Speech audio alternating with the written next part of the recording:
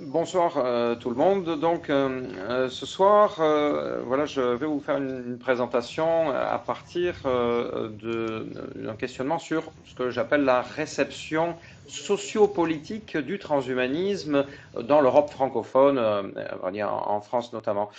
Cela fait une dizaine d'années que le questionnement transhumaniste a commencé à interpeller les sociétés francophones européennes, grosso modo. Donc, parmi les questions que je veux aborder, il y a où est-ce que nous en sommes de ce côté de la Manche et de l'Atlantique. Euh, Par quelle étape est-ce que donc le mouvement transhumaniste est passé pour en arriver à la situation où il en est aujourd'hui? Comment est-ce que ça a été reçu et par qui? Donc on pourra essayer d'aborder différents groupes. Une autre question sera de savoir comment est-ce qu'on peut interpréter les réactions des sociétés francophones, quelles explications on peut donner.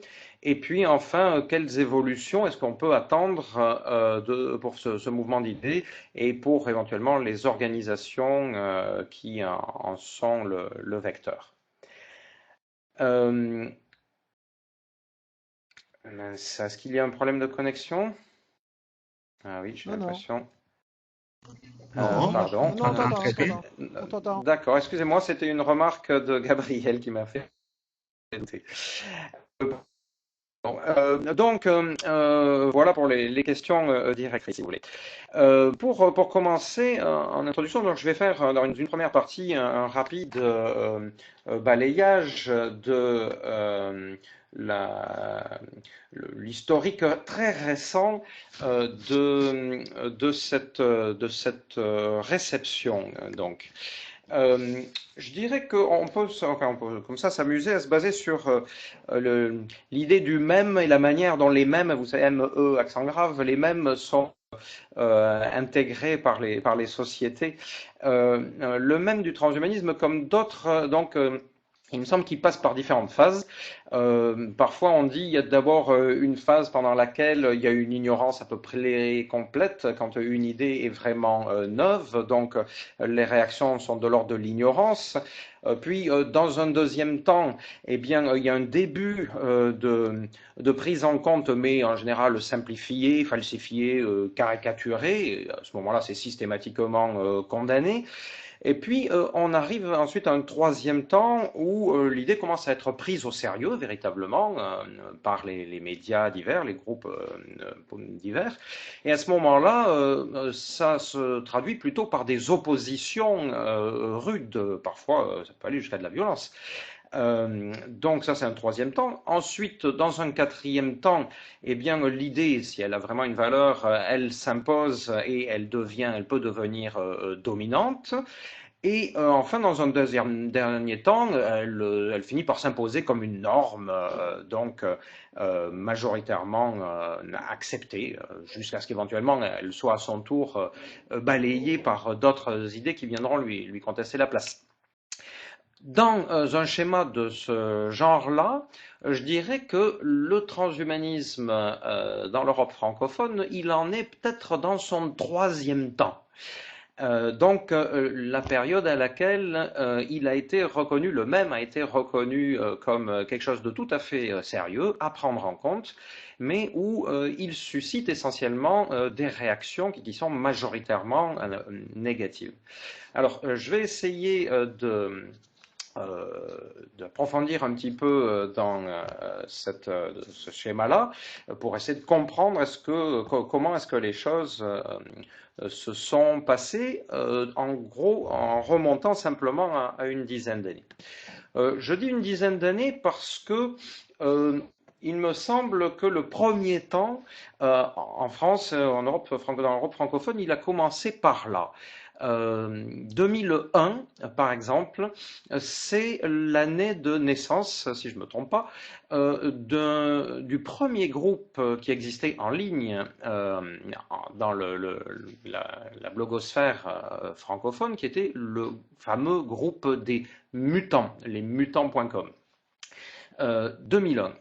groupe tout à fait marginal, tout à fait contre-culture et qui exprimait, donc qui tenait un discours tout à fait radical et même volontiers provocateur.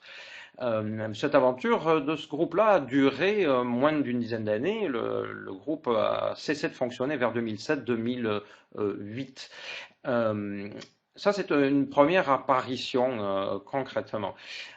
2003, pour les ouvrages les plus anciens que je connaisse moi, qui soient strictement dédiés à la question du transhumanisme, je pense à Humain post-humain de Dominique Lecourt ou encore à l'ouvrage de Jean-Michel Truon, son essai Totalement inhumaine, et puis son roman qui s'appelait Le successeur de Pierre.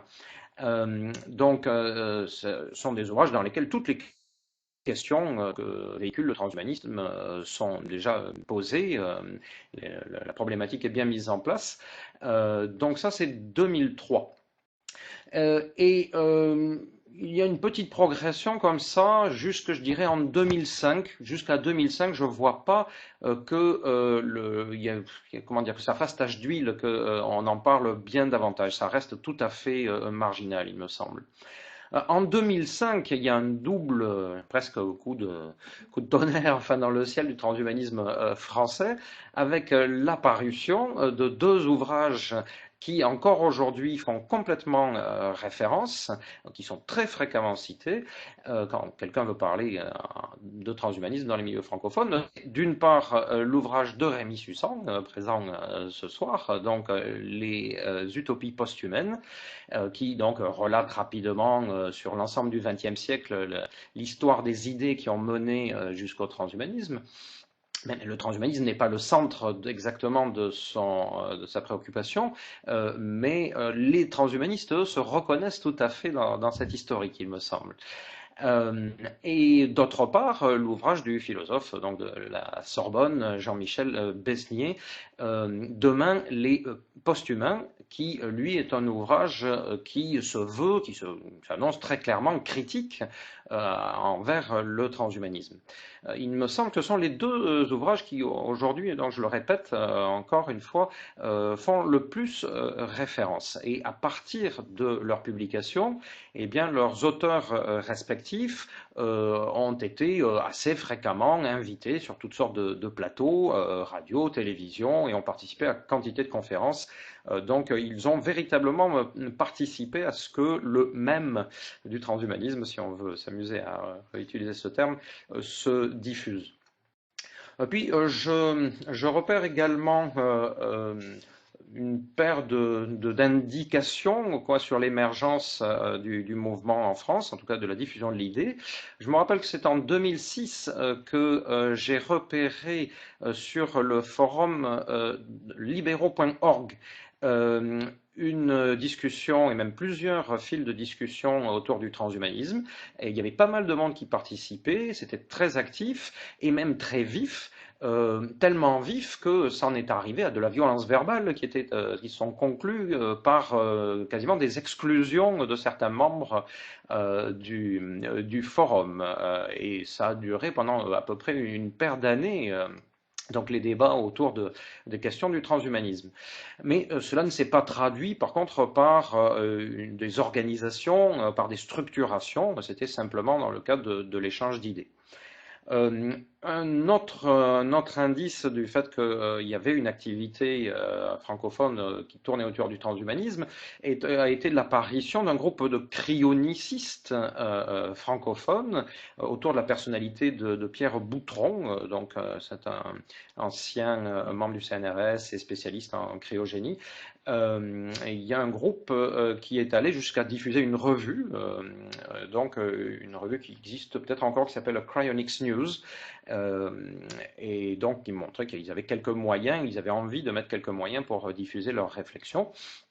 Les pensées qu'ils développent dans ces textes, dans leurs textes, sont tout à fait de l'ordre du transhumanisme, mais ils se sont intéressés essentiellement à développer, à faire la promotion de la cryonie. Je dirais avec assez peu de succès, c'est-à-dire qu'il n'y a pas eu de retentissement médiatique important de leur action. Et on en arrive, si vous voulez, à ce moment-là, quelque chose qui pour Technoprog est symbolique. 2007, c'est l'année où le premier groupe de Technoprog a été créé, donc avec deux étudiants à l'origine de ce groupe-là. Alberto Massala, donc un étudiant de philosophie italien, d'ailleurs membre de l'association italienne transhumaniste, et puis Stéphane Gounari, qui sortait de International Space University, donc l'école de Strasbourg, qui est une école dirigée d'ailleurs par Peter Diamandis. Ils se sont retrouvés à l'occasion d'une conférence, une des toutes premières conférences qui avait eu lieu en Sorbonne, d'ailleurs organisée par Jean-Michel Beignet. Et à partir de leur rencontre, ils ont décidé de lancer ce premier groupe. Ça reste encore une période donc où le transhumanisme est encore marginal. Mais à partir de là, eh bien, il me semble qu'on a commencé à glisser vers quelque chose d'autre, une période où le transhumanisme en France a commencé à devenir plus visible. Euh, Grosso modo, autour de l'année 2010, un peu avant, un petit peu après, il me semble qu'on a pu assister à différentes choses. Si je prends l'année 2010 comme repère, de manière un peu symbolique aussi, je signalerai que 2010, par exemple, c'est la première fois où l'association Technoprog a été invitée sur une chaîne nationale, donc c'est sur France Culture.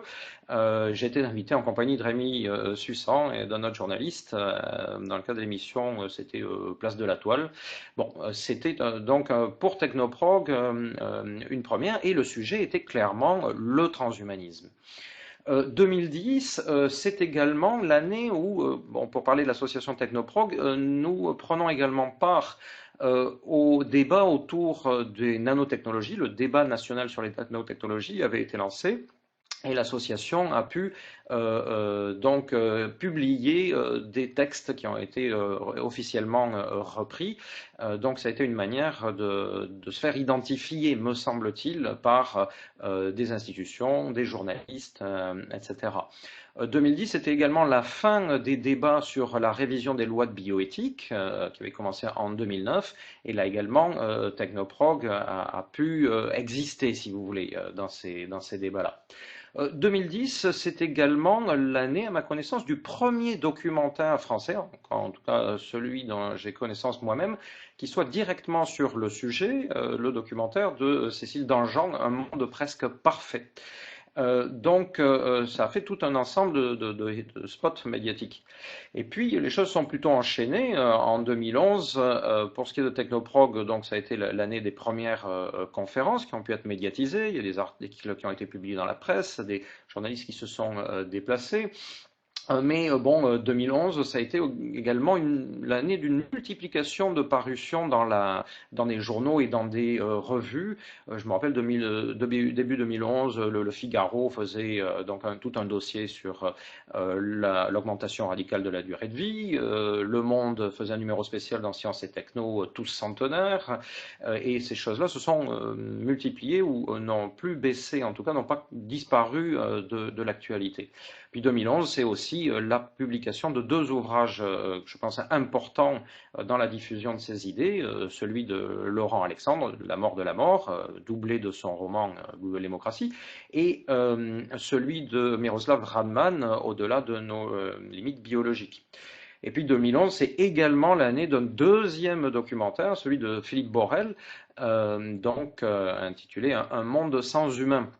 Alors, avec des discours positifs ou négatifs envers le transhumanisme, mais chaque fois donc un discours et donc une présence médiatique de plus en plus marquée. Je ne vais pas faire plus long dans l'historique. Donc, en 2013, les choses sont allées dans la même direction, me semble-t-il.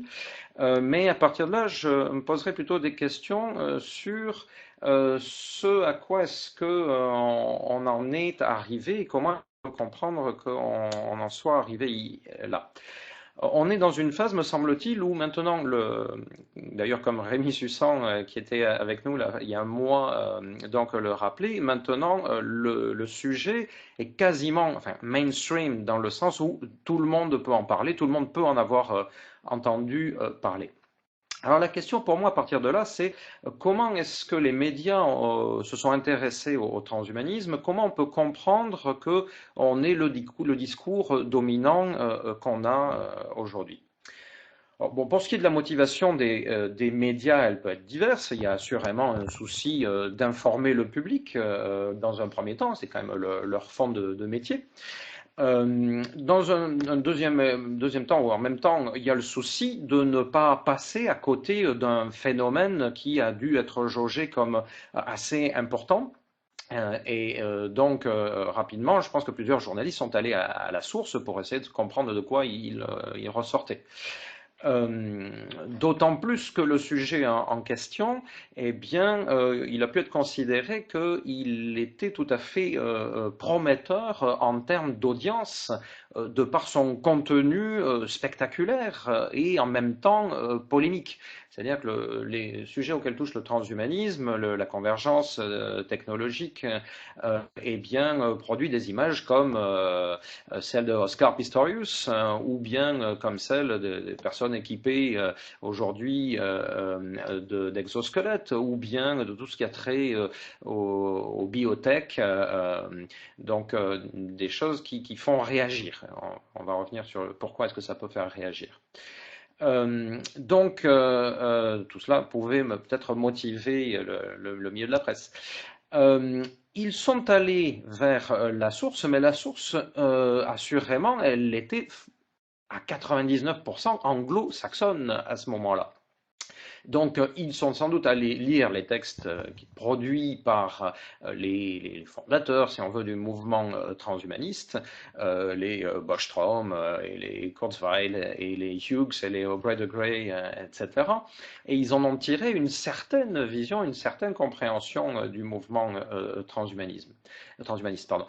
Euh, le, la conséquence en a été qu'ils en ont fait ils l'ont retraduit vers le public et le grand public francophone en se posant souvent dans une position de lanceur d'alerte et en développant un discours facilement catastrophiste, en disant regardez, attention, voyez ce qui nous arrive, quelles sont les perspectives de ce nouveau mouvement de pensée.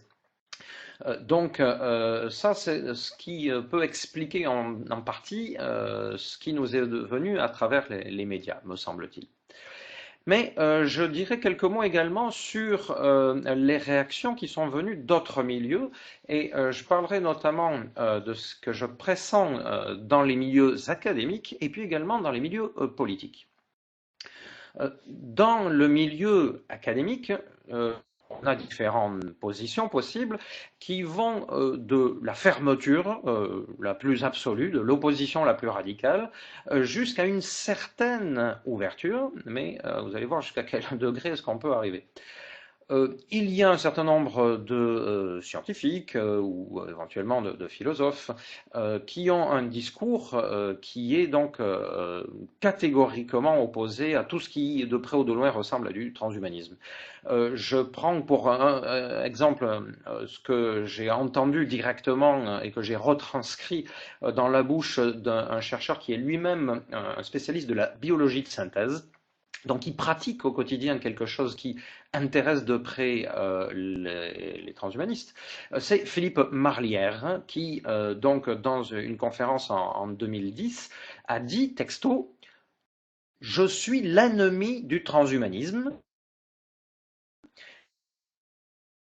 Ça, c'est du gibier pour le prochain Nuremberg. » Donc, bon, il signifiait par là que pour lui, les dérives notamment d'eugénisme même négatif étaient importantes. Et surtout, il exprimait l'idée que pour lui, il n'était pas question de toucher à l'humain. Dans son travail, il touche au vivant, mais donc il se refuse, je ne sais pas s'il est toujours sur la même position, à toucher à l'humain, et il le condamne de manière radicale. Donc ça, c'est dans le premier degré, si vous voulez.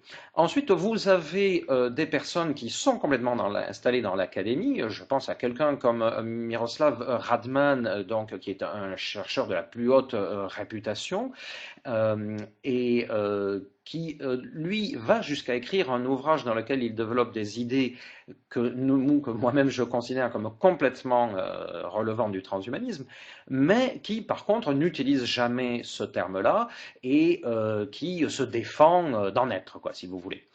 Même quelqu'un comme Laurent Alexandre, qui lui également développe des idées qui sont complètement reconnues comme leurs par les tenants du transhumanisme, eh bien, se refuse à assumer cette casquette-là, à vrai dire, probablement pour des raisons tout à fait tactiques. Mais c'est un deuxième degré un petit peu plus ouvert, si vous voulez. Ensuite, il y a un troisième niveau et qui me semble important sur lequel sur lequel je veux vraiment insister ce soir, c'est qu'il y a un certain nombre de personnes qui viennent prendre contact avec l'association française transhumaniste, Technoprog, et qui me disent, écoutez, je suis parfaitement d'accord avec les idées et les valeurs que vous défendez. Je dirais exactement la même chose, ou à 99 ou à 90% la même chose. Seulement, dans le cadre dans lequel je suis, dans mon contexte de travail, par exemple, eh bien, ça m'est complètement impossible. Il peut s'agir de journalistes, il peut s'agir de doctorants, voire même d'enseignants en université. Il peut s'agir de responsables d'entreprises, et je dirais même de grandes entreprises.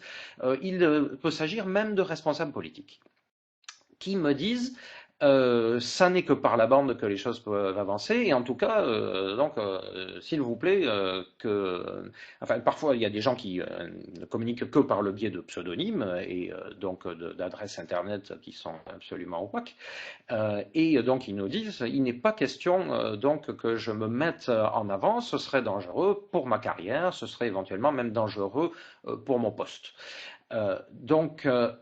Ce milieu-là, et alors notamment dans l'académie, bon, dans les universités, dans les labos, eh bien, je constate une totale autocensure pour ceux qui voudraient aller plus loin que quelques discours de dénégation. Et enfin, je passe à l'exemple qui concerne le monde politique plus concrètement. Là également, on peut aller du plus fermé vers le plus ouvert. Bon, la position française de manière globale est déjà très fermée. Nous sommes dans un pays dans lequel, donc par exemple, au moment de la révision des lois de bioéthique de 2011, finalement, le législateur a décidé de n'absolument rien permettre de plus. Rien. En 2011, rien n'est passé. La nouvelle législature, donc depuis 2012, a modifié un petit peu la chose en permettant notamment la recherche sur les cellules souches embryonnaires. Mais sinon, le reste de la loi de bioéthique reste à peu près à l'identique. Par ailleurs, nous sommes ce pays dans lequel le principe de précaution, donc concept qui s'est popularisé depuis une dizaine ou une quinzaine d'années, a été inscrit dans le marbre, dans la sacralité républicaine, à savoir dans la Constitution française. Et puis nous sommes également un pays dans lequel, eh bien, par exemple, quelque chose comme le clonage reproductif, c'est quelque chose qui a été interdit quasiment partout sur la planète, eh bien, ça a été en France défini, enfin, ça a donné lieu à la définition d'un nouveau crime. Donc, c'est crime contre l'espèce humaine, quelque chose qui n'est pas bien défini à l'échelle internationale, mais le législateur français a souhaité aller encore un petit peu plus loin. Voilà quelques exemples qui montrent que les positions sont a priori assez verrouillées. Cela dit, il y a quand même quelques exceptions, quelques efforts. Par exemple, dans le cadre de la révision des lois de bioéthique, eh bien, l'organisme qui s'appelle Office parlementaire d'études des choix scientifiques et techniques, un peu long à dire, donc est composé de sénateurs et de députés davantage spécialistes des questions scientifiques, s'est préoccupé de ce que c'était que le transhumanisme et a cherché à rentrer en contact avec ses représentants. Donc deux de ces députés et sénateurs ont pris contact avec Natacha Vitamoron pour un échange d'idées. Ce que je vais vous dire très rapidement, d'après les échos que j'en ai eus, un peu de part et d'autre, bon, évidemment surtout du côté de Natacha Litamont, il n'y a pas eu de discussion possible. Les représentants de la législature française seraient arrivés avec des idées toutes faites et ne se seraient contentés que d'essayer de confirmer leurs a priori. Si on en croit cette version des faits, bon, ça montrait l'ouverture n'allait pas très très loin quand même. Et quand nous, Technoprog, on a essayé de rentrer en contact avec donc ces personnes, eh bien, ça n'a pas été possible. Le contact a été fermé.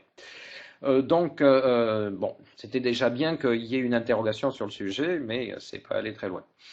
Un autre exemple, toujours dans le même cadre, celui de la révision des lois de bioéthique, est celui d'un député comme le député écologiste Noël Mamère, qui s'est exprimé clairement sur le transhumanisme à la tribune de l'Assemblée pour dire, à peu près, enfin je résume, mais pour ce que je retiens l'essentiel, c'est-à-dire que pour lui, le transhumanisme est un mouvement dangereux. Ça, ce sont ces mots, mouvement dangereux.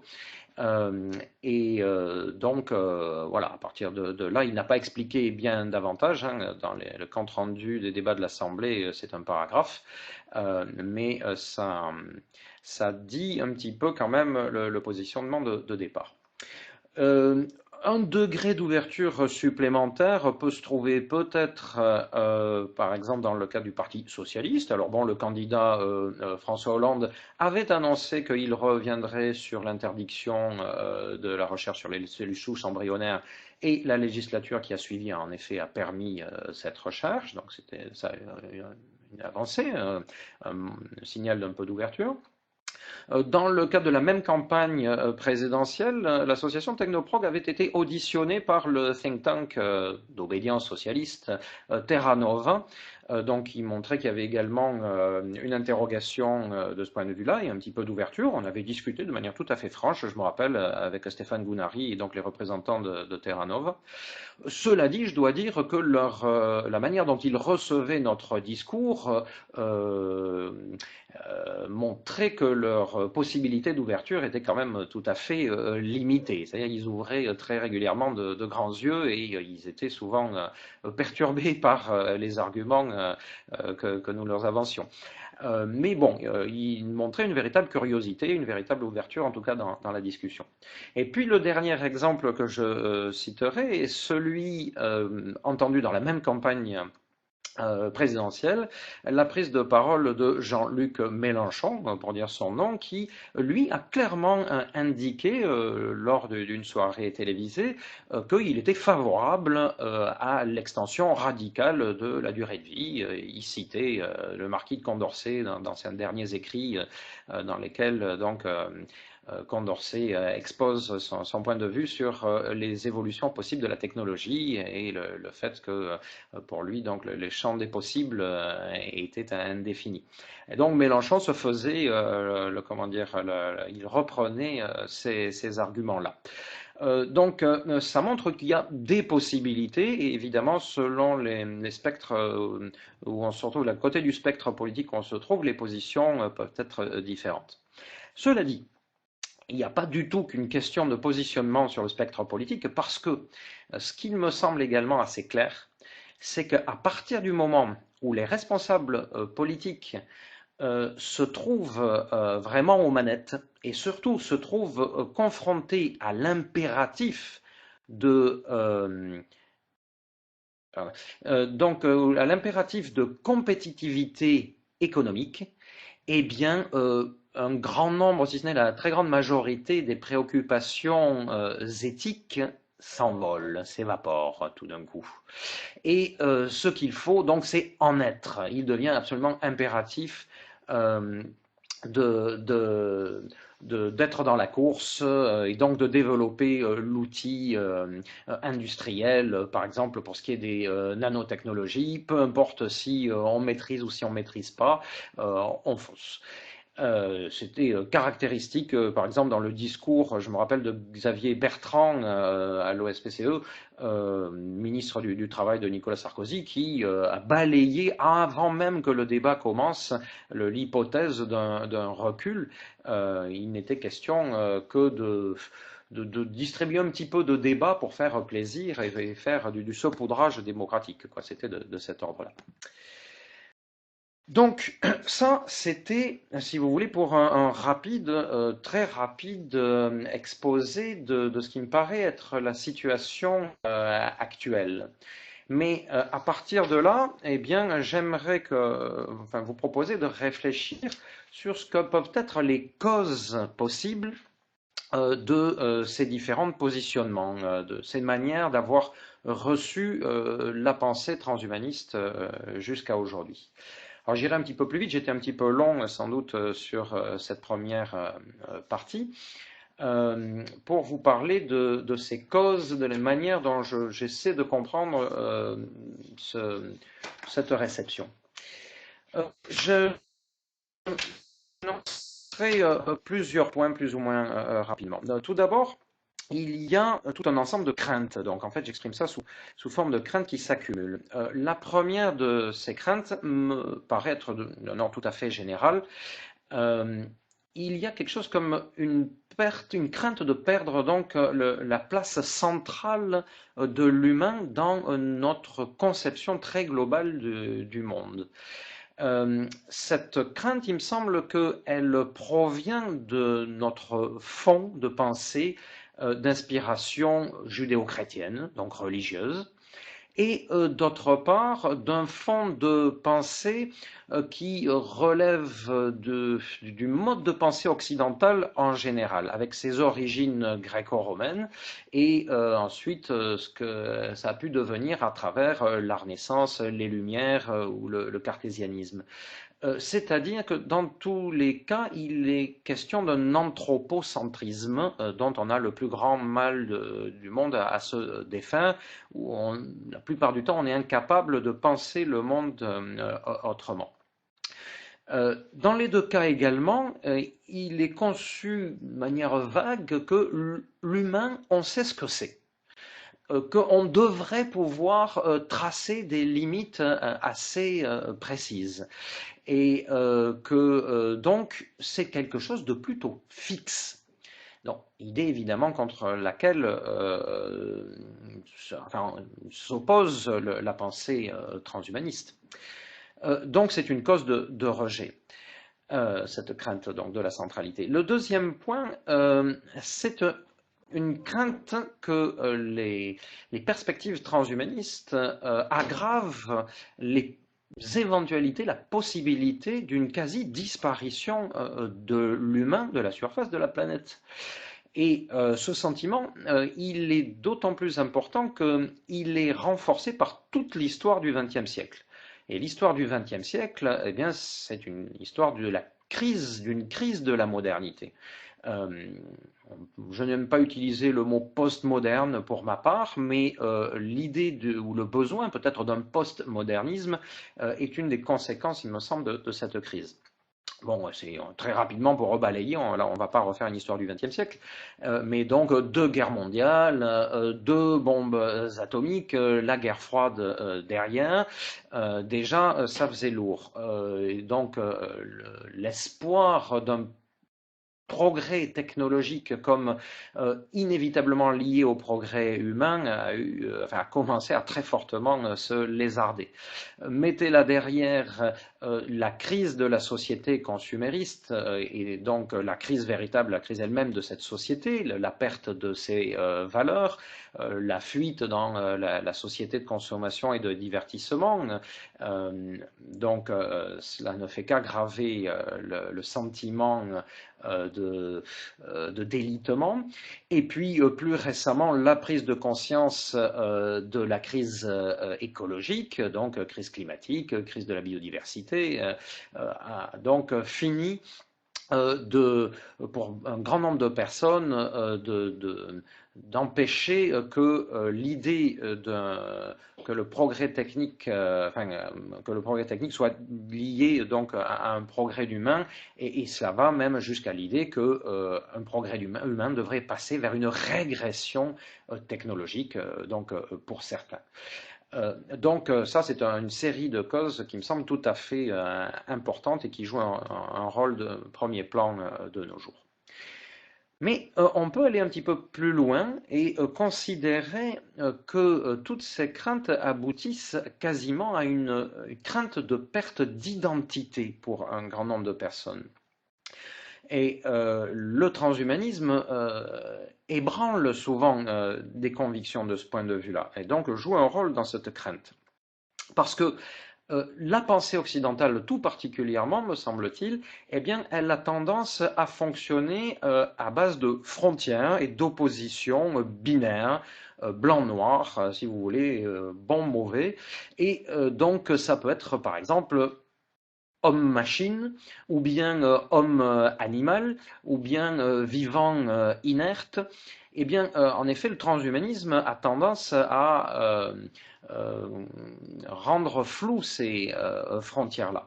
Et eh bien, pour un grand nombre de personnes qui lisent nos pensées, nos idées, c'est une remise en question qui peut être inacceptable à un degré quasi irrationnel, parce que cela met en question ce qui est complètement peut-être au fond de nous-mêmes, à savoir notre identité d'être vivant tout simplement, avant même d'être notre identité d'être conscient. Le fait que être humain, ce ne soit pas forcément notre destinée à très très long terme, ça peut être quelque chose qui soit d'emblée rejeté et qui demande une véritable réflexion sur soi-même avant d'être envisagé, avant d'être peut-être possible. Donc, ça en arrive à un degré d'explication encore plus intérieur, si vous voulez. Bon, je passe rapidement sur deux autres points qui peuvent servir d'explication. Je constate que depuis quelques décennies, aussi bien en Amérique du Nord qu'en Europe, par exemple, eh bien, on assiste à un retour de valeurs conservatrices. Ceci est probablement lié à ce que j'ai dit précédemment, c'est-à-dire que la crise des valeurs du modernisme a laissé un grand vide et que ce vide, eh bien, il a été en bonne partie réoccupé par des valeurs qu'on avait cru disparues il y a quelques décennies, éventuellement avant-guerre, et ça peut se traduire par des mouvements comme bon, le Tea Party en Amérique du Nord, aux États-Unis, et comme tous les mouvements de droite radicale, voire d'extrême droite, ou en tout cas de droite très conservatrice, que l'on constate donc dans une quantité de pays européens. Pour avancer également, je dirais qu'il y a aussi le vieux fond d'anti-américanisme hein, qui existe toujours assez marqué en France. Donc le fait que la pensée transhumaniste était d'abord conceptualisée dans des milieux anglo-saxons et en plus de ça dans des milieux de tradition quasiment libertarienne, eh bien c'est une difficulté supplémentaire à franchir. Donc voilà pour ce qui est de différentes causes possibles que l'on peut envisager et évidemment il serait intéressant d'approfondir peut-être chacune d'elles de manière spécifique pour se rendre compte à quel point est-ce que elles sont euh, solides ou pas. Moi, ce que je vous expose là, hein, c'est quelque chose qui relève de mon expérience personnelle et de mon point de vue à partir de mes lectures, de mes échanges depuis un peu moins d'une dizaine d'années. Maintenant, pour terminer, eh bien, je pense qu'on peut essayer de réfléchir sur la manière dont les choses peuvent évoluer dans les années à venir. Donc, je ferai quelques considérations sur 4-5 aspects possibles, si vous voulez.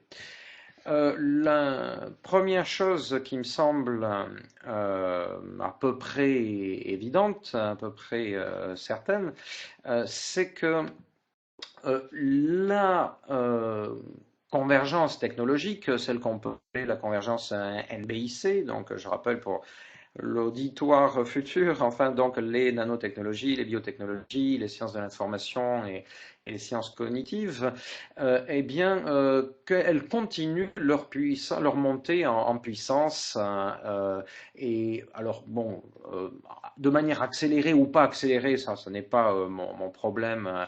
Ce soir, mais même si la progression se faisait de manière linéaire, eh bien, cela ferait que les arguments du transhumanisme, les arguments concrets, c'est-à-dire voyez, nous sommes capables aujourd'hui d'intervenir réellement dans l'évolution de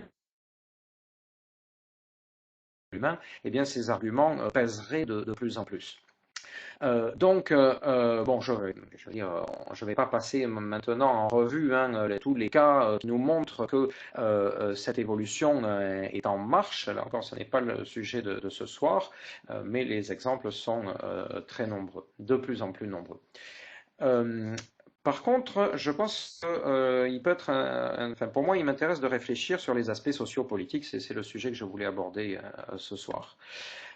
Une fois de plus, joueront un rôle important, je pense, donc les médias, et pour les mêmes raisons que j'ai dites tout à l'heure, eh bien, je pense que la médiatisation devrait continuer à se renforcer, parce que justement, les capacités d'intervention seront plus importantes, les résultats seront de plus en plus impressionnants.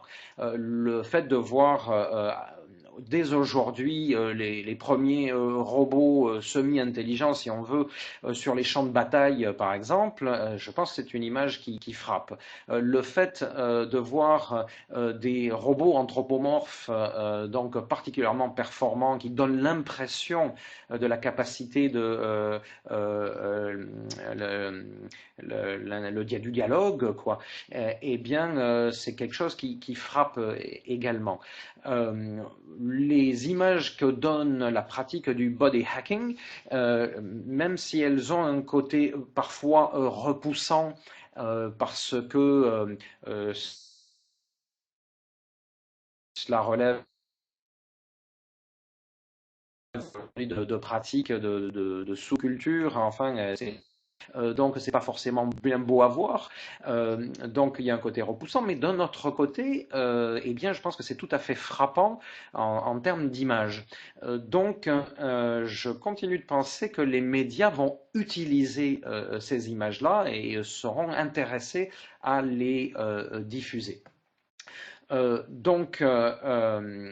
médiatisation ne va pas s'arrêter. Je pense qu'au contraire, elle devrait encore s'accroître. Par ailleurs, les acteurs risquent bien d'augmenter en nombre, donc il y aura d'autant plus de personnes à aller interviewer, montrer, etc. Un autre aspect, oui, au niveau de la médiatisation auquel je pensais, c'est le fait que toutes ces techniques donnent lieu à de l'imagerie synthétique en général, mais qui est aussi de l'imagerie tout à fait spectaculaire. La manière de montrer tout ce qui est nano, comme c'est justement de l'ordre de l'invisible, donne lieu à des créations qui sont en général très jolies. Toutes les représentations des connexions neuronales ou les représentations des futurs nanorobots, etc., eh bien, il y a un public pour ce genre d'images. Voilà, je pense que ça contribuera à diffuser le même du transhumanisme. Cela dit, dans les évolutions possibles, eh bien, on peut être quasiment certain qu'on aura aussi droit à tout un ensemble de dérives et d'excès. Je parlais tout à l'heure de l'image, par exemple, de la robotique, donc de plus en plus performante et autonome, dans un sens où donc ça pouvait attirer l'intérêt. Mais par contre, quand on sait qu'on commence à avoir, par exemple, sur la ligne de démarcation intercoréenne, des robots qui sont programmés pour déclencher le feu de manière automatique, sans du tout d'intervention d'un être humain derrière, eh bien là effectivement, moi je considère que on est dans une dérive parce que on n'évitera pas forcément l'accident, enfin le cas où la personne qui même dans cette zone qui a priori est un no man's land, eh bien se retrouverait là pour une mauvaise raison et qui donc se ferait tirer dessus sans qu'il y ait eu de volonté humaine derrière. Voilà quelque chose qui me paraît relever de la dérive. On en a un, et je ne connais que cet exemple à ce jour, mais est-ce qu'on peut être garanti que, je sais pas, à la frontière des États-Unis et du Mexique, par exemple, pour surveiller le mur de démarcation entre les deux pays, eh bien, est-ce qu'on n'aura pas des systèmes de cet ordre-là qui vont se développer, par exemple, ou à d'autres frontières où les conflits sont particulièrement vifs?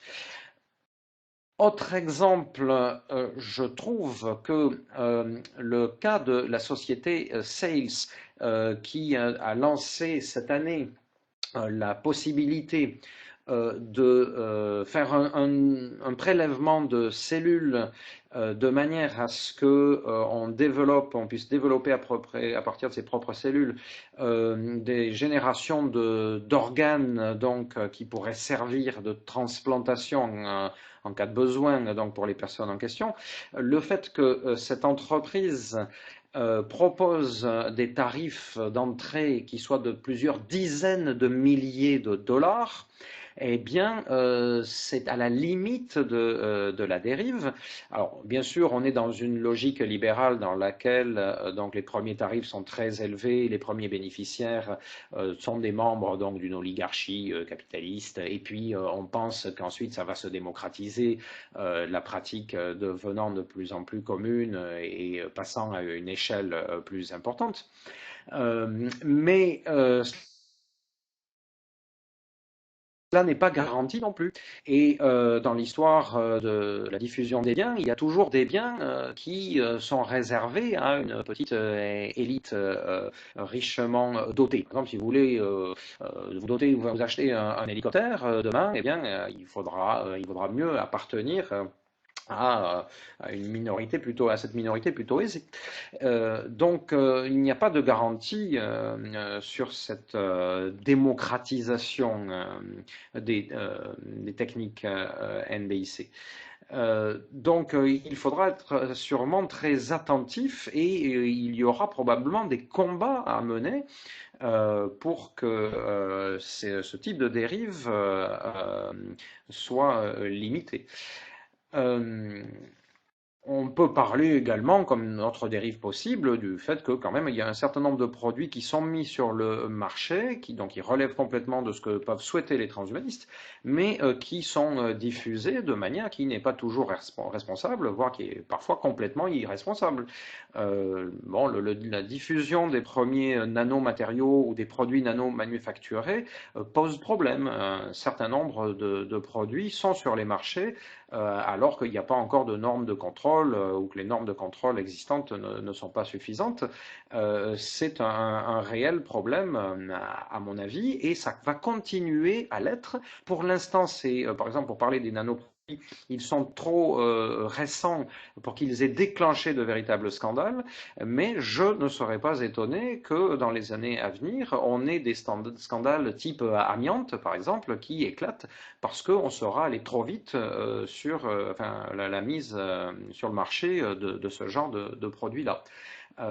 Donc on sera bien dans l'excès pour le coup. Du coup, comme oups, j'ai fait une erreur de clic. Je dois revenir sur mes diapos. Comme mince, désolé, voilà. Comme donc on peut s'attendre, à mon sens, à ce genre de dérive, eh bien on peut s'attendre également à ce qu'elles produisent des radicalisations, voire des braquages d'une partie de la société. On a déjà donc les cas de, on l'a dit, d'associations comme Pièces et Main-d'œuvre qui sont susceptibles d'aller très loin dans le refus. Ah, mince. Est-ce que vous m'entendez? Ah, la sonnerie, c'est normal. Mais ce qui n'est pas normal. Ok, merci. Je pense qu'on peut avoir des braquages tout à fait vifs et il faudra, enfin, pour les transhumanistes, il faudra. Chat, on n'a plus d'image. Est-ce que vous m'entendez surtout? Parce que bon, je ne sais pas exactement à quoi est dû. Ah, si, je crois voir. Est-ce que oui. Alors, est-ce que vous avez récupéré l'image? Je pense que vous avez dû récupérer l'image. Je vais me tourner pour vérifier. Voilà. Donc,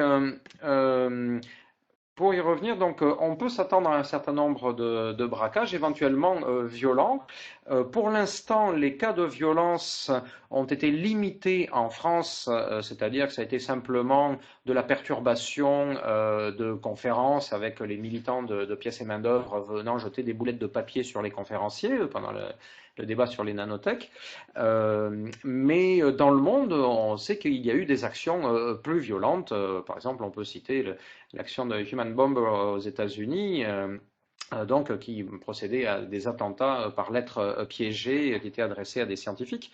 Donc ce genre de choses a déjà eu lieu. Il n'est pas impossible du tout qu'on y assiste à nouveau et peut-être de plus en plus au fur et à mesure que les perspectives transhumanistes se concrétiseront. Euh, en plus de ça, je rappelle la dimension complètement irrationnelle des réactions que peuvent provoquer le discours transhumaniste. Donc on peut penser aussi à des braquages qui soient tout à fait irrationnels. Et puis dernier point, pour finir, eh bien on peut quand même espérer, enfin moi en tant que transhumaniste, je dis que je peux espérer que malgré tout cela, on assiste à un ralliement de plus en plus important de personnes au mouvement et à la pensée transhumaniste. Donc pour différentes raisons. D'une part, le transhumanisme, à la fois, est un mouvement qui apporte des solutions pratiques à des tas de, enfin, espère apporter des solutions pratiques à des tas de problèmes bien concrets, mais qui, en plus de ça, c'est clair, propose des réponses à des questions qui sont de l'ordre de la question existentielle. Donc cela touche à quelque chose de très très très vaste. Hein, et je pense que quand on est face à la maladie ou face à la mort, eh bien peu nombreux sont ceux qui continuent de refuser l'intervention de la technique. C'est un argument, je pense, très fort en faveur du mouvement transhumaniste sur le moyen et le long terme. Un autre élément est aussi que tout simplement il peut y avoir une habituation. Bon, pour l'instant, bon nombre des aspects apparents du mouvement transhumaniste peut donc être repoussant au prime abord, mais en même temps, de plus en plus, on voit ces images, on s'habitue à leur présence, on s'habitue à l'existence de ces pratiques, et je dirais que, par exemple, les body hackers d'aujourd'hui, ils ne sont peut-être que la prochaine génération de ce qu'ont été les premiers adeptes du piercing, par exemple, ou du tatouage il y a quelques années, c'est-à-dire aujourd'hui un mouvement qui est devenu tout à fait à la mode. Et puis rajouter à tout cela l'action du marketing tout à fait consumériste qui est imposée par les grandes firmes qui sont souvent derrière les pratiques consuméristes, eh bien, ça peut pousser énormément dans ce sens-là.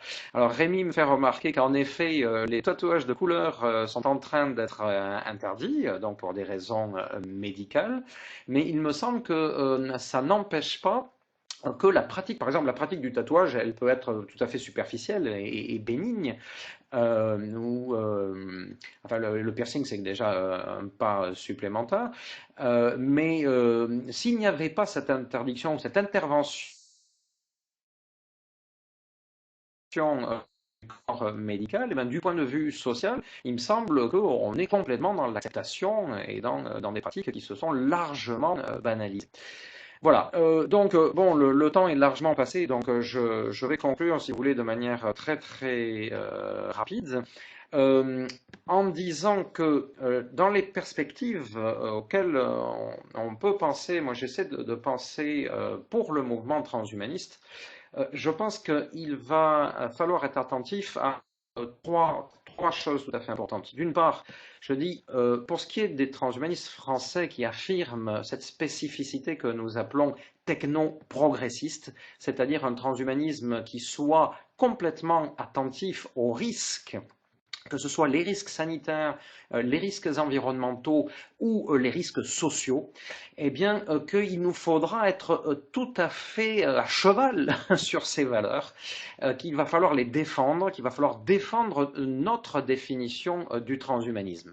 Parce que le transhumanisme dit juste comme ça, c'est quelque chose qui est assez flou, qui peut être interprété de 36 manières différentes.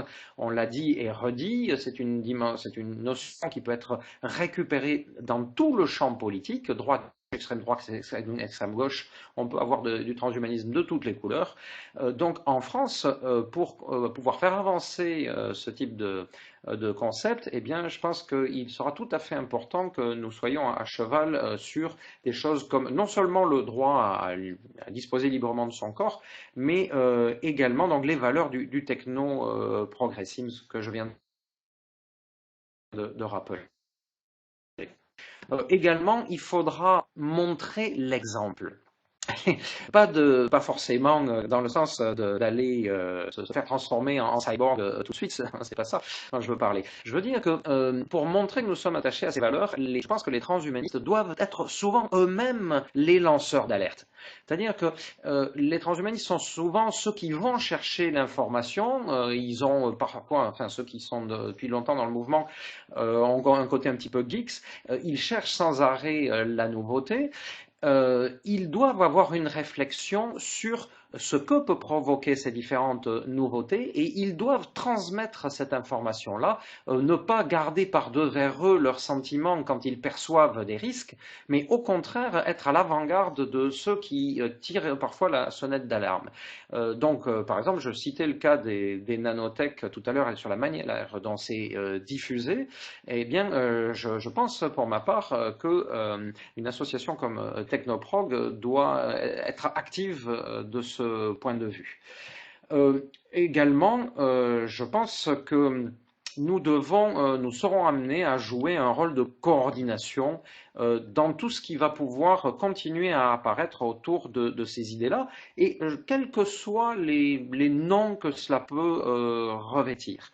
C'est-à-dire que transhumanisme est un terme que moi je considère comme important, mais d'autres peuvent dire la même chose en utilisant d'autres termes.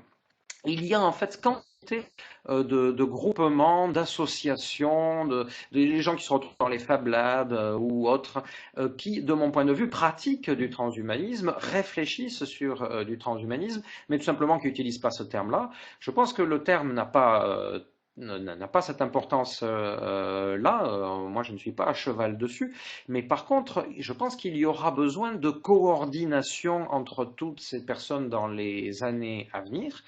Que c'est par un travail de coordination de ce genre-là que les uns et les autres pourront arriver à peser au niveau social. Pour l'instant, ils le font par le jeu des réseaux, mais le système traditionnel du jeu politique ne disparaît pas, il ne va pas disparaître du jour au lendemain. Il faudra, je pense, à la fois être actif dans les nouveaux modes d'expression, les nouveaux modes d'expression même du pouvoir politique, que sont les réseaux en général, mais il faudra également être présent dans le jeu politique traditionnel. Et je pense que donc il y aura quand même besoin de structures de ce point de vue-là. Donc, une association comme l'association Technoprog essaiera sans doute de trouver sa place dans cette structuration-là. Voilà, j'en termine et je vous remercie. J'ai sans doute été un petit peu plus long que prévu, comme d'habitude. Voilà. Je dis juste une dernière chose avant de proposer quelques échanges, même si on n'est pas très nombreux ce soir. Donc, il y aura une prochaine conférence en ligne organisée par l'association Technoprog le 26 janvier prochain, donc 2014, l'année prochaine. Celle-ci n'aura pas lieu sur l'espace donc TeleAccelerate sur lequel nous sommes actuellement. Excusez-moi, je crains une perte d'image. Voilà, je vais essayer de revenir. Voilà, je ne sais pas pourquoi la caméra s'était éteinte. Donc, le 26 janvier, nous serons sur Google Hangout On Air, donc en ligne, en direct, cette fois accessible de manière bien plus facile puisque la conférence sera visible sur YouTube directement. Donc, à partir de 18h, nous recevrons Manon Deboise qui a écrit un mémoire de master intitulé Le transhumanisme en France, à travers lequel eh bien, elle fait des réflexions tout à fait intéressantes qui ne recoupent pas ou ne recoupent pas entièrement ce que j'ai abordé moi ce soir. Donc il me semble que pour approfondir la réflexion sur cette question de la réception sociopolitique du transhumanisme en France, eh bien ce sera un complément ou une suite tout à fait intéressante. Donc voilà, je donne rendez-vous au 26 janvier 2014 à partir de 18h heure de Paris. Et voilà, je vous remercie encore pour votre patience. Et encore une fois, même si on n'est pas très nombreux, eh bien peut-être on peut avoir quand même un échange sur les nombreux aspects que j'ai abordés. Je suis allé sans doute un peu vite sur plusieurs points. Donc n'hésitez pas à ouvrir vos micros à partir de maintenant si vous avez des réflexions, des remarques ou des questions à poser sur ce sujet-là. Est-ce que donc on a des interventions souhaitées? Cyril, est-ce que tu m'entends? Ouais, je t'entends. Ok. Tu fais partie des... Oui, dis-moi Ju- Cyril. Juste le truc, c'est que la question que je me pose par rapport aux réceptions, c'est par rapport aux idées radicales qui auront lieu de toute manière, qui sont posées par certaines personnes et sûrement récupérées. Je suis d'accord avec toi quand tu disais que le XXe siècle est lourd de conséquences sur la perception aujourd'hui du transhumanisme, puisqu'en fait, surtout suite à la Seconde Guerre mondiale et avec tout ce qui s'est passé, le génocide juif et les massacres qui ont eu lieu au nom de l'amélioration de l'homme finalement. Même si c'est une version très perverse qui a été faite de cette notion, Oui. il agissait en ce nom-là, quoi. Et je pense que la peur, elle est là, et qu'en fait, ça sera dur de convaincre les gens qu'en fait, le mouvement transhumaniste n'est pas du tout dans cette optique-là. Lui, il n'a pas du tout la volonté de mettre sur le côté des gens, quoi. C'est de dire on améliore ce qu'on estime les bons et puis on met les autres sur le côté. Et je pense que le gros challenge de la perception du mot, elle est là. Et je pense que certes, je sais pas ce que toi t'en penses à ce niveau-là, mais que certains politiques, dans la vision négative qu'ils ont, est-ce qu'ils ne rapprochent pas ça finalement des mouvements des dérives eugénistes du XXe siècle finalement? Je n'ai pas entendu la fin de ta dernière phrase. Oui, ta Ah dernière. oh, je t'entends très mal. Ah, allô?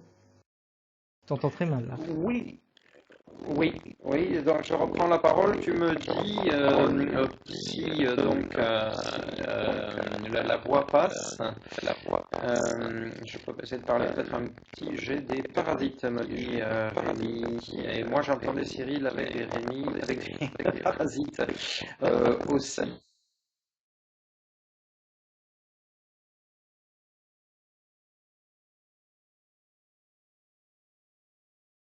Ah, allô? Je crois qu'on a perdu Marc.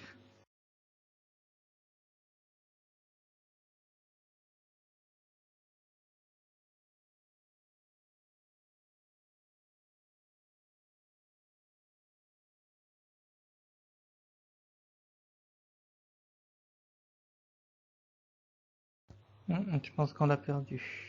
L'avatar a disparu, donc les connexions.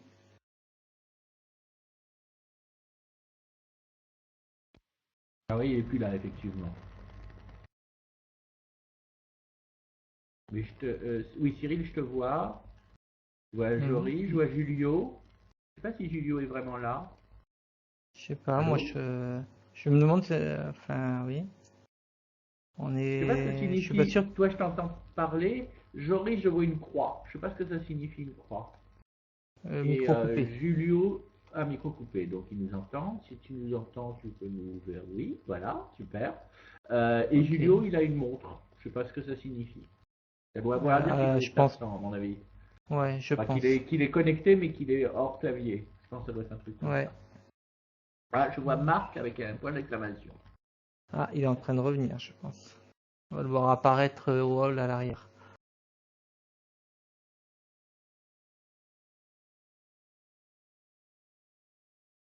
Je me dis que c'est quand même pas plus mal qu'il n'y ait pas trop de monde parce que je suis pas sûr que les serveurs soient capables d'accepter beaucoup de monde en réalité.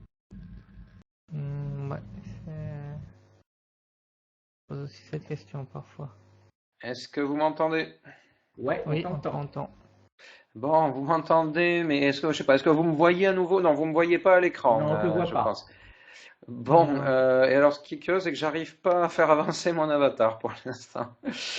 Bon, je sais pas, je réponds si vous voulez. Ouais, Oui, Cyril? je sais pas si t'avais entendu tout ce que, enfin, la fin, tu me disais que Bon, enfin, si j'ai bien compris, donc tu insistais pour rappeler, parce qu'en effet, enfin, je suis complètement ouais. d'accord avec toi, pour rappeler que le souvenir marquant, choquant même de la Seconde Guerre mondiale et de toutes ces horreurs, quoi, eh bien, faisait planer sur le transhumanisme en permanence une crainte de voilà de voir quelque chose qui retournerait faire ce genre de dérive. Je pense qu'un bon nombre de personnes, même parmi les responsables, même parmi les gens qui réfléchissent vraiment, eh bien, ils ont cette préoccupation à l'esprit. Ensuite, vu la manière dont c'est médiatisé, pour une bonne part du grand public, eh bien, il peut y avoir une quasi-assimilation transhumaniste égale tenant d'un eugénisme qui est associé à la Seconde Guerre mondiale.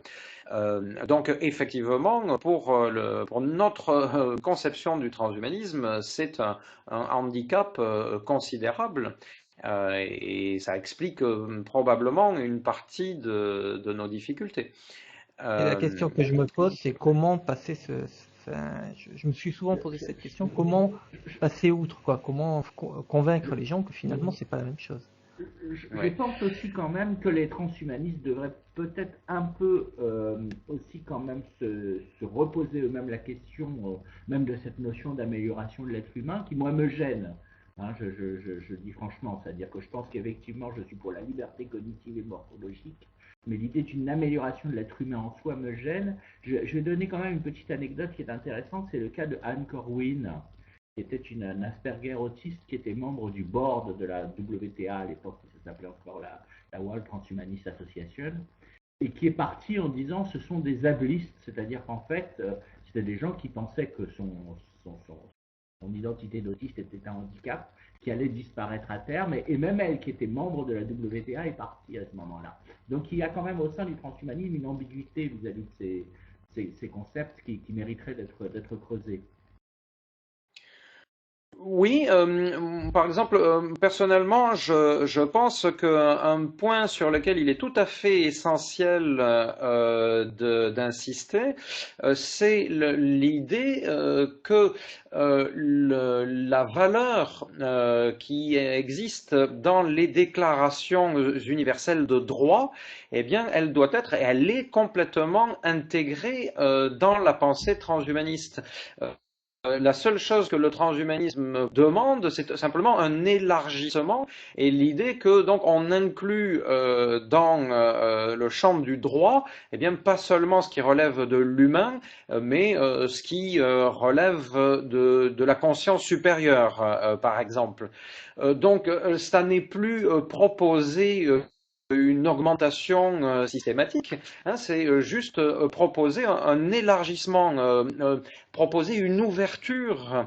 Donc, à partir de ce moment-là, on reconnaît la valeur de l'Asperger, par exemple, on reconnaît la valeur de personnes qui sont même pardon, je veux dire, considérées, appelées handicapées, et donc qu'on dit que ce sont des gens qui sont pas porteurs de dignité humaine au même titre que n'importe quel autre. Donc à l'intérieur de cette dignité humaine, il n'y a que des différences qui sont égales, voilà, entre elles en dignité et en droit. Le reste n'a pas d'importance. Il me semble que le transhumanisme peut insister, peut répéter cette chose-là pour répondre à ces craintes que par augmentation, voilà, on sous-entendrait augmentation systématique, obligatoire, et pour répondre par exemple à cette phrase horrible de Kevin Warwick, enfin je n'ai pas la citation exacte, mais qui en gros a bien dit, si j'ai bien compris, a bien dit ceux qui ne suivront pas seront laissés sur le côté, et donc en gros tant pis pour eux, quoi. Malheureusement, il n'est pas le seul. Hein. Oui, oui. Mais Et là, je pense encore t'es retombé dans les travers du passé. Si on part sur cette logique-là, où je pense que beaucoup s'opposent, mais c'est effectivement, il y en a qui le pensent, c'est on retombe dans les travers du passé, c'est-à-dire que ceux qui ont accès à l'amélioration sont les privilégiés, les autres sont laissés sur le bas-côté et un peu... tout à fait. Mais, il me semble donc évident que Technoprog et le transhumanisme français doit avancer sur des bases complètement différentes, se démarquer à chaque fois qu'on en a l'occasion de ces positions, je sais pas comment il faut les qualifier, enfin, qui à mon avis sont contre-productives et pas seulement en France ou dans les sociétés francophones, mais je pense que même dans les sociétés anglo-saxonnes, il y a une large partie de la population pour laquelle ce discours ne peut pas passer. Donc voilà, comment faire chaque fois qu'on nous donne la parole ou qu'on peut prendre la parole, eh bien rappeler ces valeurs-là. Couper l'herbe sous les pieds des personnes qu'on peut avoir en face de nous dans le cadre de débats. Par exemple, je pense à Didier qui va aller intervenir à l'école centrale à Lyon au début de l'année 2014, ou à David Latapi qui va intervenir à Nantes. Là aussi fin 2000, fin janvier de 2014, c'est le 28 janvier, je pense, il y a une conférence, il sera en face Jean-Michel Besnier. Eh bien, je pense qu'il faut, en rappelant nos valeurs technoprogressistes, immédiatement retirer à nos contradicteurs les arguments qui tendent à dire que le transhumanisme, c'est forcément, ça relève forcément, je sais pas, de l'eugénisme, par exemple, ou ça relève forcément, c'est plutôt ce que dirait Jean-Michel Besnier, de l'obsolescence de l'homme, du dégoût de l'homme, etc. Je pense que Jean-Michel est suffisamment fin pour savoir qu'effectivement, ce n'est pas le problème de l'eugénisme, ce n'est pas du tout son argumentation de base, qui est ce thème de la dépression, etc., qui est différent. Moi, je pense que ce qui est une des résistances principales, je pense, c'est réellement, bon, c'est vrai que tu as très bien décrit les résistances philosophiques, etc., mais je pense que ce qui fait vraiment peur aux gens, c'est cette idée d'une élite. Oui.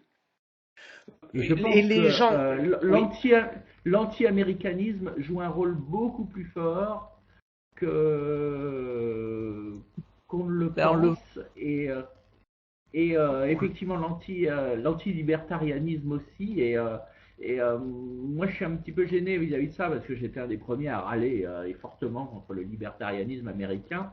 Et je suis toujours pas du tout pro-libertarien, mais c'est vrai que quelque part, du coup, on a tendance à éliminer aussi les idées libertaires, et je trouve ça un petit peu dommage parce qu'effectivement, je pense que le transhumanisme est quand même une idéologie libertaire, même si elle n'est pas libertarienne, et qu'il faut garder cet aspect libertaire. Oui, un point de vue que je partage tout à fait.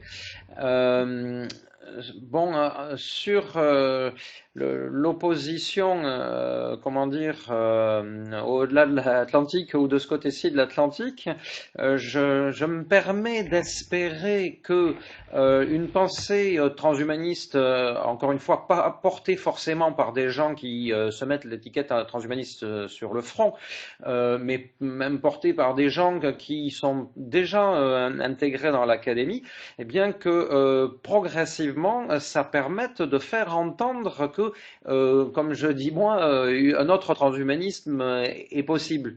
Par exemple, j'ai lu cette semaine pour la première fois sur le blog de Jacques Testard, donc une des personnes qui s'oppose de manière farouche, a priori, donc au mouvement transhumaniste.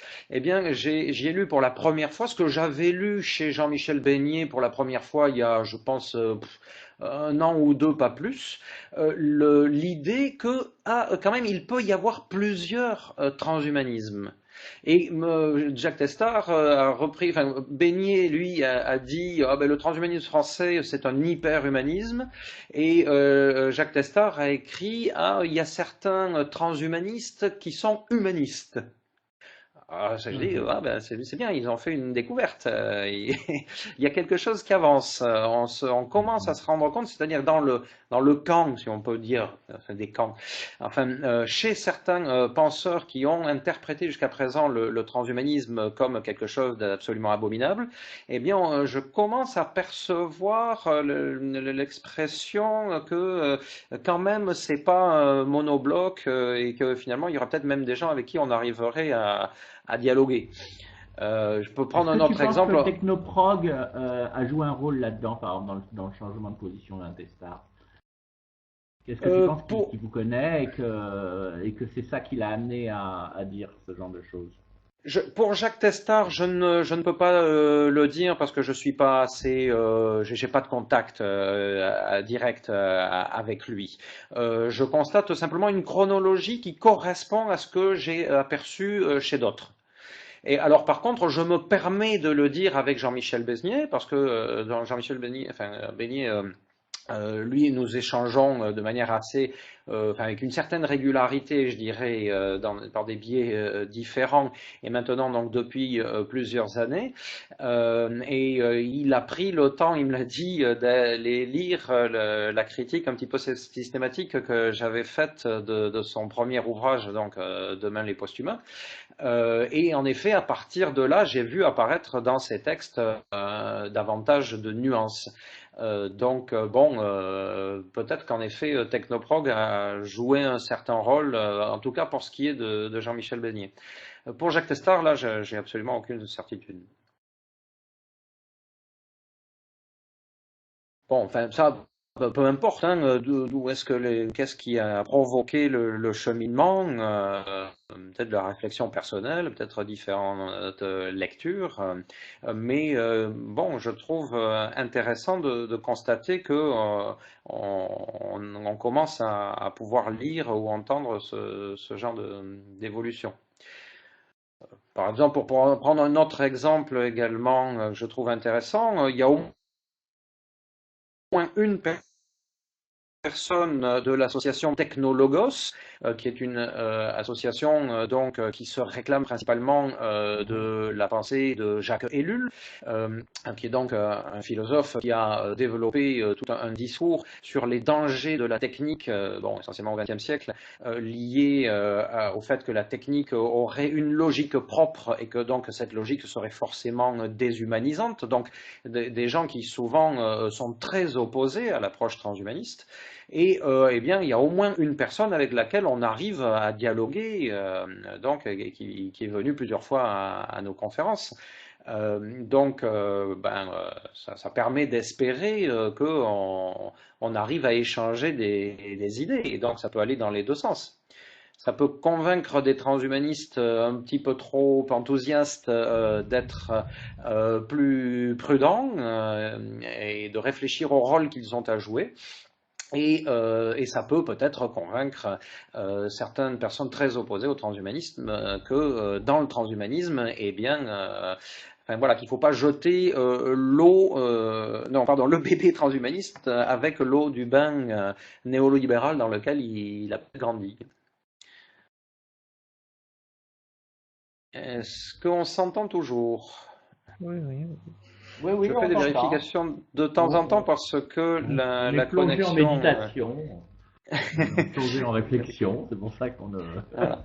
Sinon, pour la peur Si, de l'élite, oui, je voudrais rebondir là-dessus, elle n'est pas que francophone, elle est assez générale par rapport au transhumanisme. Quand on voit le film Elysium, qui oui. décrit un monde transhumaniste élitiste qui laisse de côté une terre totalement paupérisée. Je pense que c'est quelque chose qui travaille en sous-main un peu tout le monde, quoi. Enfin, pas tous ceux qui perçoivent négativement le transhumanisme. Il y a cette peur de l'élitisme, je pense.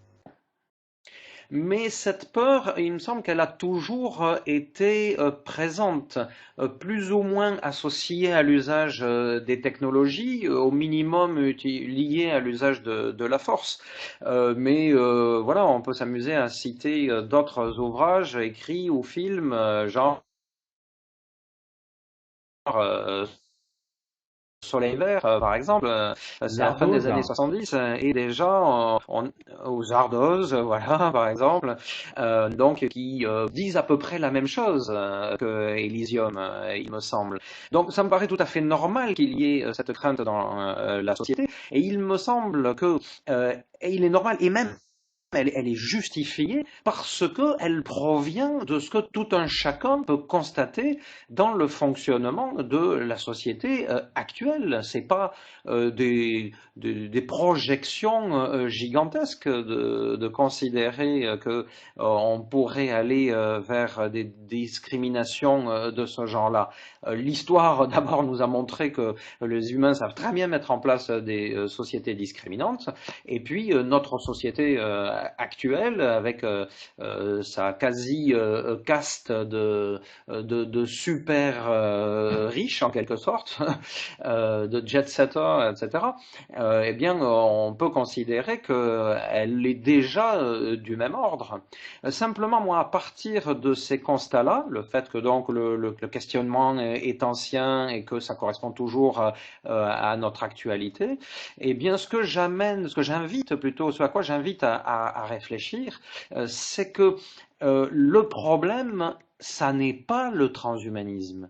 Le problème, ce sont les valeurs dominantes sous-jacentes de cette société, pour schématiser, disons, depuis l'effondrement de l'ancien régime, quoi.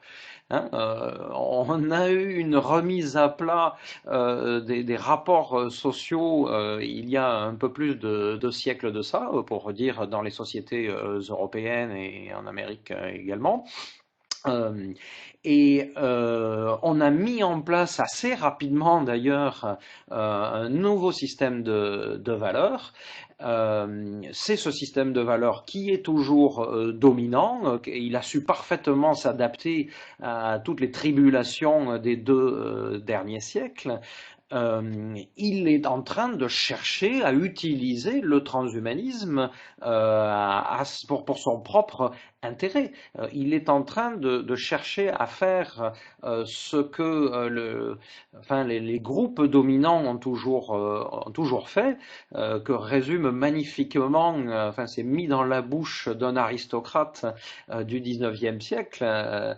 C'est dans, vous savez, l'histoire du guépard, Lampedusa, l'auteur, qui fait dire donc à son héros, qui est un ancien aristocrate qui voit son monde disparaître et qui voit la bourgeoisie monter, qui dit il faut tout changer pour que rien ne change.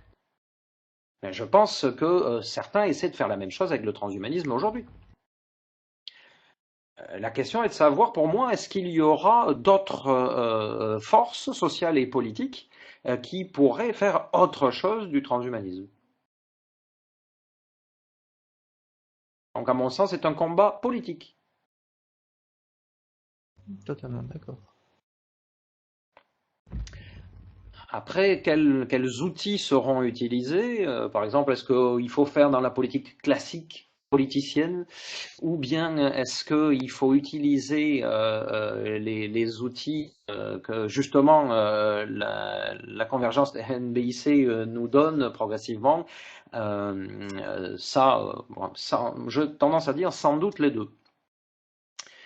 Mais qu'est-ce qu'il en sera exactement? J'aurais tendance à penser d'ailleurs que la partie est mal engagée pour les démocrates. Si on voit l'évolution de ce qu'on appelle la démocratie dans les dernières décennies, il n'y a pas forcément de raison d'être très très très optimiste. Et d'ailleurs, un certain nombre des analystes les plus en vue sont très pessimistes. Que vous lisiez, je sais pas moi, Jacques Attali par exemple, et sa petite histoire de l'avenir, il prévoit d'abord une horreur indicible avant de peut-être aller vers du mieux. Si vous lisez par exemple, enfin quelqu'un qui est dans la mouvance, je trouve, que j'apprécie beaucoup, qui est Jean-Paul Bacchias. Vous lisez tout le travail qu'il a fait à travers Automates intelligents ou Philosciences. Eh bien, il a une vision très pessimiste sur ce qui nous attend. Il pense que, bon, d'abord, il n'y a pas du tout de capitaine au gouvernail du bateau, et donc personne ne sait vraiment où on va, c'est simplement des tendances lourdes qui nous dirigent, et que donc c'est pas dans le sens d'une plus grande démocratie que ça va aller. Et donc il y en a d'autres comme ça, des lourdement pessimistes. Mais oui, Rémi? Pourtant, moi, je trouve qu'au moins en Occident, malgré toutes nos difficultés, etc., il y a plutôt une augmentation générale de la démocratie dans les pays occidentaux, et peut-être même dans les pays moins occidentaux, d'ailleurs, parce que c'est vrai que je pense qu'effectivement, on pense tout de suite à la Chine et à la Russie, qui ne sont pas des démocraties, mais c'est vrai que si on compare la Chine et la Russie d'il y a 20 ans, et bon, la Russie a eu une période plus démocratique, c'est pour ça qu'on a l'impression qu'elle est en dégradation, mais si on prend un plus long terme, si on va de Brejnev à Poutine, on dit il y a un mieux. Si on va de Mao à aujourd'hui les dirigeants chinois qui sont très anonymes, je ne sais même pas leur nom, il y a aussi quand même un mieux. Et j'ai quand même l'impression en fait que peut-être cette vision très catastrophiste cache le fait que bon, de nos jours, petit à petit, il y a des pays comme l'Inde, doucement la Chine et la Russie, beaucoup plus vite d'autres pays de l'Est, qui augmentent les droits, etc. Je pense qu'effectivement, le fait que, je prends un exemple il y a quelques semaines, le fait que par exemple, le mariage homosexuel soit beaucoup plus largement accepté dans les pays occidentaux, et la France n'est pas du tout le premier à l'avoir accepté, et aujourd'hui les États-Unis de plus en plus emboîtent le pas, etc. Je trouve que c'est quand même des avancées qui sont extrêmement intéressantes et qui n'auraient pas été pensables il y a 30 ans. Hein. Je pense qu'en fait, on est dans une situation un peu. Je pense que Marc a raison dans un sens où la vision classique de la démocratie représentative est très malade du fait des nouveaux apports ou autres. Et effectivement, ça. Je suis pas très optimiste pour elle. Par contre, l'idée de démocratie au sens participatif ou autre, ou de meilleur contrôle des gens sur beaucoup de facteurs auxquels ils n'avaient pas de contrôle, va en s'accroissant avec la technologie, quoi. Il y a un ami qui m'avait dit il y a quelques années que lui il croyait à la société de l'hypercontrôle non pas au sens 1984 pyramidal avec un État au sommet qui contrôle tout ce qui est en bas, mais un hypercontrôle au sens tout le monde contrôle tout le monde en fait. C'est un peu ce que l'auteur de... Pardon? Non, je dis Little Sister, comme on dit maintenant, par opposition à Big Brother. Ouais, par exemple. Quoi. Voilà, ben c'est ce que David Brin avait développé dans Earth, je sais pas le titre en français, où il décrivait un monde à horizon de 2050 et où les parents espionnent les enfants espionnent les parents, tout le monde s'espionne en fait, quoi. Tout le monde a accès à cette technologie et donc en fait tout le monde regarde tout le monde et quelque part on sort à la fois du schéma du despotisme traditionnel avec un État pyramidal qui contrôle tout, et à la fois du système traditionnel démocratique où on élit des représentants qui après se retrouvent un peu avec une carte blanche pour pouvoir agir, quoi. Il y a quelque chose d'hybride, quoi. Oui. Oui, c'est un petit peu ce qui se fait à travers, par exemple, les différentes révélations fracassantes qui ont pu avoir lieu à droite à gauche. Alors, c'est pas exactement tout le monde qui surveille tout le monde, mais enfin, il y a quand même, enfin, on essaie de mettre en place des contre-pouvoirs où la technologie peut permettre de mettre en place des contre-pouvoirs importants.